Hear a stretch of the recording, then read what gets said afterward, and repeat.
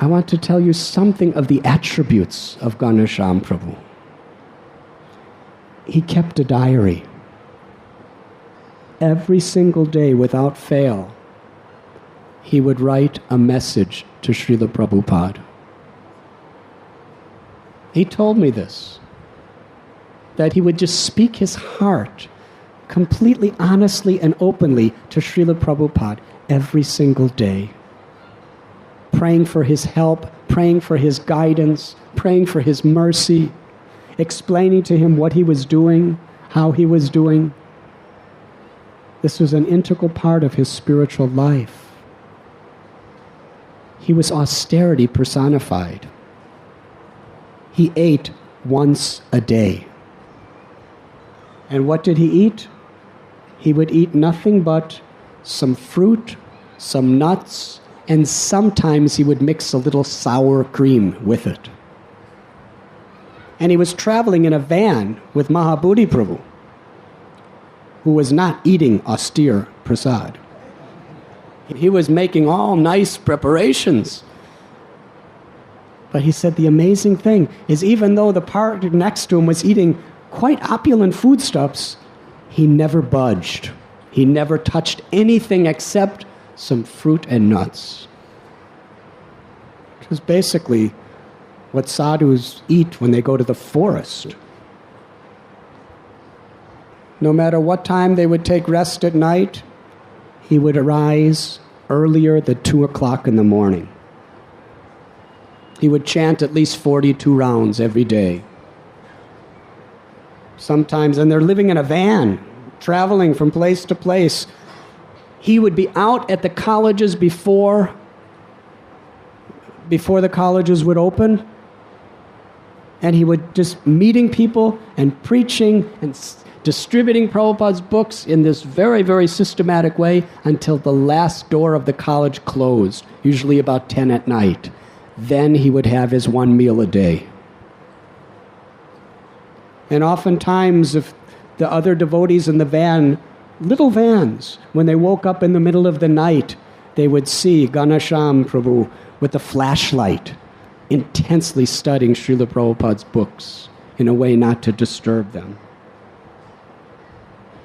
He was always chanting and always reading, even in the most difficult situations, and always eager to serve everyone. While I was with him, he told me one story that was very transformational in his life and his service to Srila Prabhupada. In 1976, he was in Mayapur for the Gaur Purnima festival. And most all the members of the library party in Eastern Europe were also there with him. It came to his attention that the other members of the library party were considering resigning because Ghyanashyam Prabhu was just putting too much pressure on them. His standards were so high.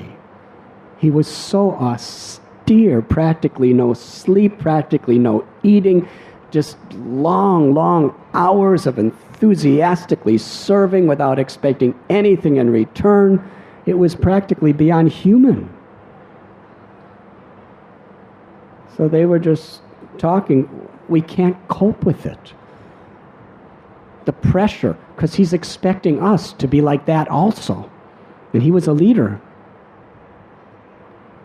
He told me when he got that information, his heart was broken.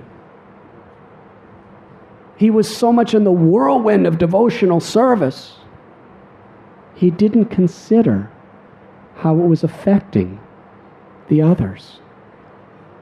He had no idea that it was affecting them in this way.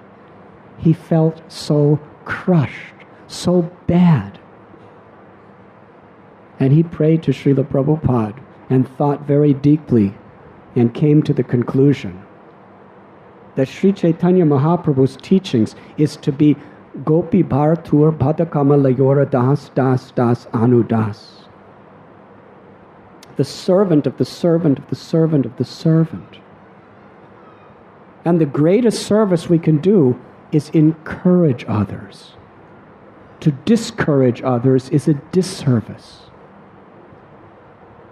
So he decided that better than my own results, which Prabhupada is praising me and so many people are praising me, more important than my own results is to encourage others to get big results. To encourage others in their devotional service.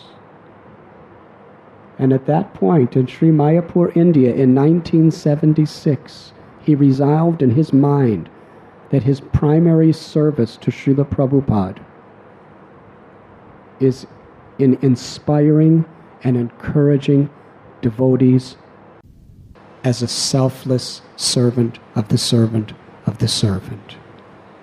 And it was that spirit that he carried with him for the rest of his life on earth. You were listening to Radhanath Swami on devotionalnectar.com.